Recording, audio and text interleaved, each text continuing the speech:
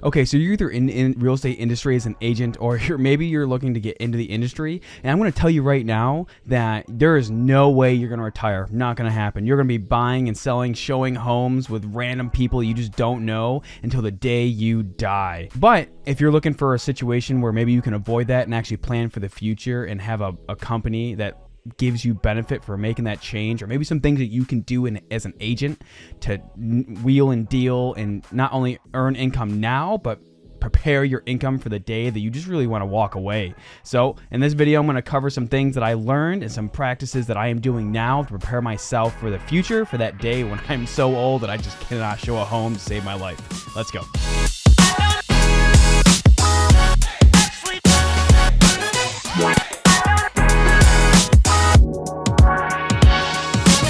What's up, everyone? My name is Cameron Hodge, coming at you from eXp Realty, and on this channel I talk about my journey as an agent, tips and tricks that I learned along the way, and also what it's like being a part of eXp Realty. In days, nights, weekends, I am always getting reach outs from teams, agents, broker owners who are looking to make that move to eXp Realty and partner with me and my partners in order to scale and grow their business. And if that's you and you want to make the move to eXp Realty, or just have an honest opinion of whether maybe it is or isn't a right fit for you, then give me a call, shoot me a text, send me an email, whatever you have to do, and I have your back when making that move to eXp Realty. All right, so I had to shoot this video real quick, and I just really wanted to get this out there because it's such a topic that really I didn't even think about when I joined the industry, especially being so young.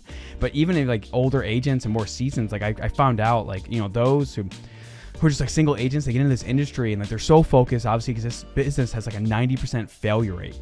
But what happens when you figure out how to get your business in traction, like I did, in the previous years, and start to make it a viable business? Well, what do you do for the future?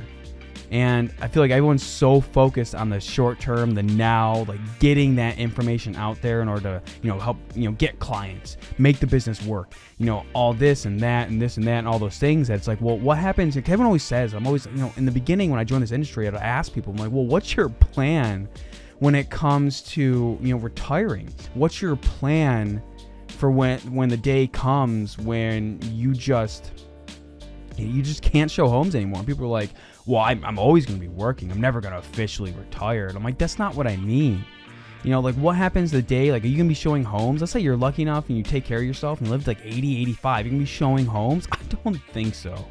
And like, sure, like the general progression in this industry in the past has been, okay, you become a single agent and then you become a broker. You start your own brokerage or something like that where you can leverage other agents. And like, that is all well and good. But there's still like crazy stress that's associated with that. Like, what happens if the day comes, like, or God forbid, what happens if something happens to you and like physically you're not able to do this line of work anymore? What if like something happens to you and you can't walk anymore? Like, not that it'll stop you from doing it. I mean, there are people doing amazing things without those. But it's like, what happens when you're in a position to where like you need to walk away from the industry for one reason or another? Or if you're like me, like changing markets and moving, because like, let's be honest, like as the kids get older, they leave the house. Like, what happens if you want to go live on the beach, but you don't really want to start in a new market from scratch? Like, yes, you can refer out your business, but let's be honest, taking 25 to 30% is great. But most likely, if you're a high producer, like, are you really going to cut yourself down to nothing? I don't think so. And that's what I can honestly say. Like, a lot of brokerages are definitely adopting this more, but eXp Realty, I feel like, has taken it to a whole nother level. But I'm going to cover not just, about eXp Realty, but maybe some things in the beginning, right? I think something that, agents, maybe they don't think of in the beginning, but they have enough clients that do it, is investing in real estate. So I've invested in real estate, and I can intend to continue that moving forward. But what a lot of people, I think, fail to realize is even as agents, like, this is what we do for a living. But when it comes to actually investing in real estate, like, most don't do it. They like helping, the transaction side of the business and helping their clients invest and do it. But when it comes to actually jumping in and doing it themselves, more agents than not that I found do not invest in real estate. Now, I have noticed that most top producers definitely get into it, but it's not because they're agents. It's because they join that high level of wealthy individuals that give them that knowledge that say, hey, do this, do that, and like there's funds that you can do and invest in real estate. But I'm looking at the overall picture, right? So like, you can invest in real estate, maybe that could be a great plan, but that's in reality, let's be honest, that's creating a separate business. Now, you can choose investors and funds to invest in and go that route, and I think everyone should invest in real estate. I really do. But this is for most people that I noticed that they don't get over that initial hump. Like, even as agents, like, it's stressful enough that you chose to get into the sales industry, and now you jump into a business where you have to, get this business off the ground. And let's be honest, getting into a rental business is another leg that you have to get into. The stress, the struggles, and it's just a lot. So, it's becoming more common now with several brokerages that you can actually, let's say, get into stocks. And like, I'll be honest, coming from a young standpoint, like when I got into the industry, I was just like, oh, I'm just going to make a ton of money. I'm going to, invest in real estate like crazy. Like, I didn't look at the overall picture. But what you start to realize, and I've been blessed to really meet individuals that have really bestowed a lot of knowledge onto me, especially as I network and I grow and my business and continues to grow, and I kind of, jump into that next room of individuals with higher caliber, is you need to have income from a lot of sources.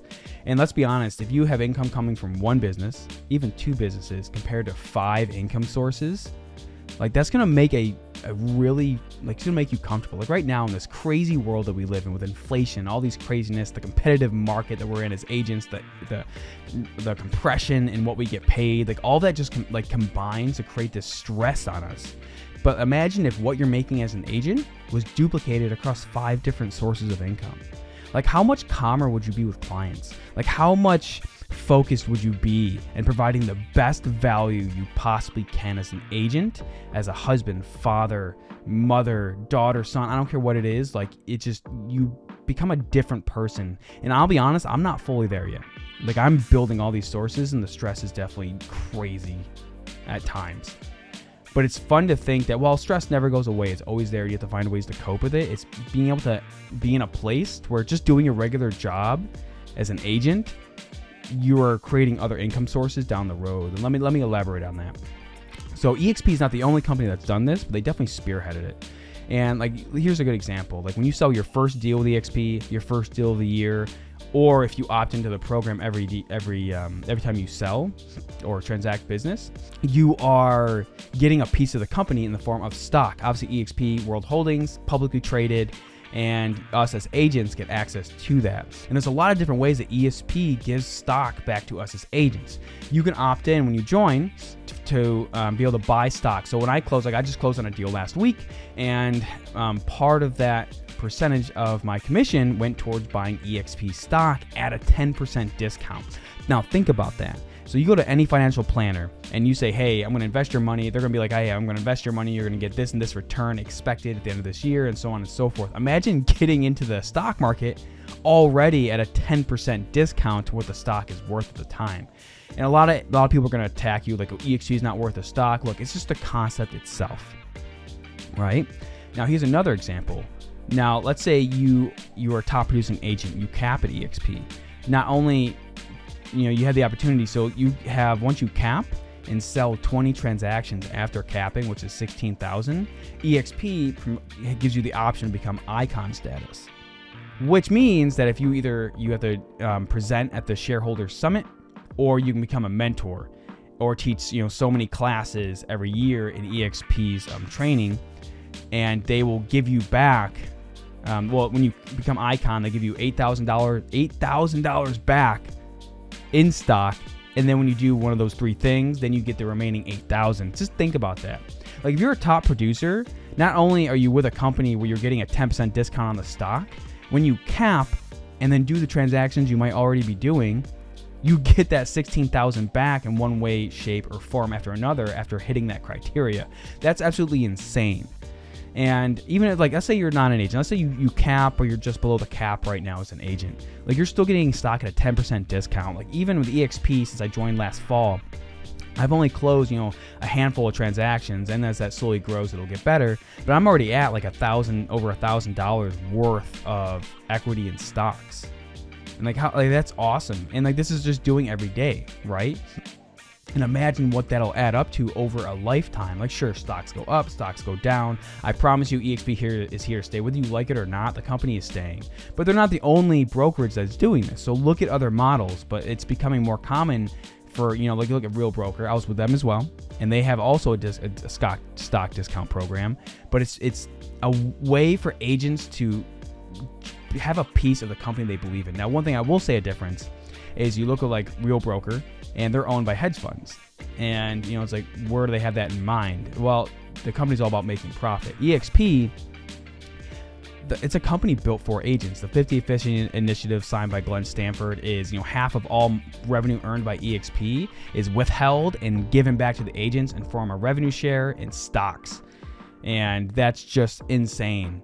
So there's just so many ways for you to get that stock ability, and it's freaking awesome. So definitely something to look into is making sure you have that investment in place with a company that you believe in. So that way, that while you're doing deals day in and day out, like, it's growing, it's getting better. And if you're a capper, fantastic. Like, there's ways for you to get that extra stock back to where, like, you're just doing what you do regularly, and now you're getting that benefit to really help you in the future when that time comes that you want to walk away. And another part about that, because EXP is not the only one to do this, and that's revenue share. So I'm going to just preface this with this. Like, you're going to look at this and be like, oh, it's another agent touting EXP revenue share. So the real number is only about 12% of EXP actually utilizes the revenue share program.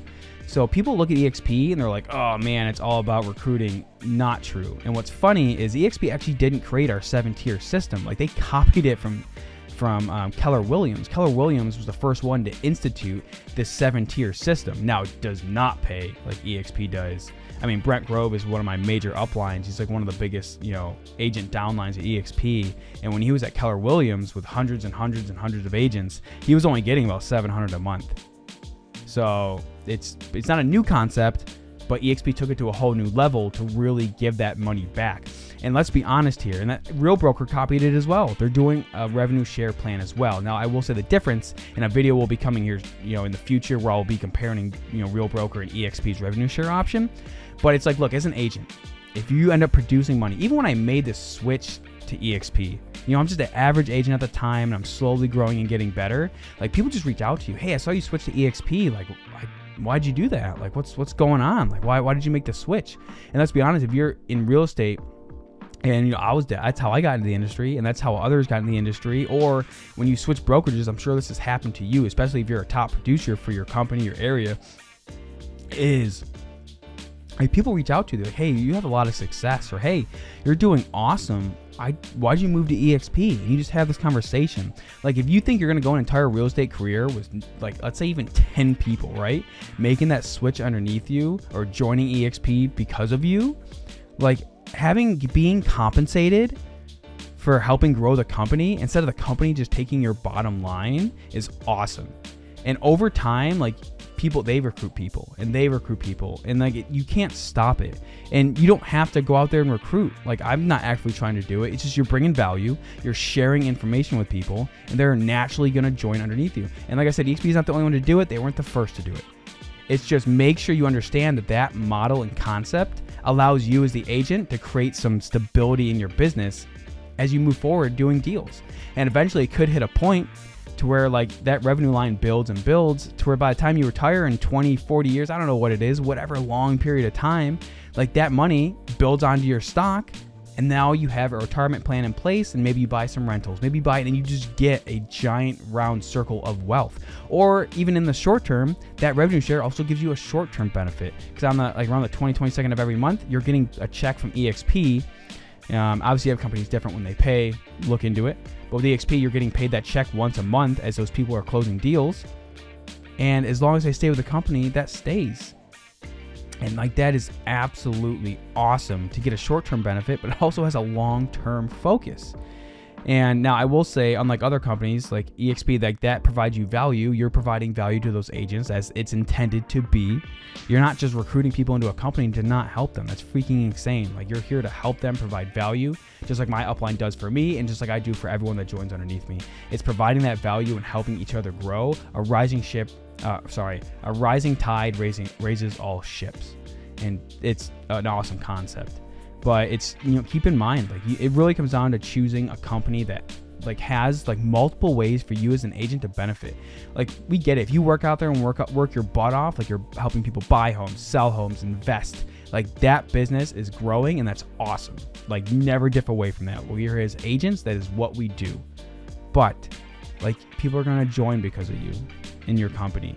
You know, you're going to close deals regardless. Why not get a discount on the stock and be able to have that income set aside on top of what you're already doing to support your family? And even with revenue share, right? I don't know about other companies, but with revenue share.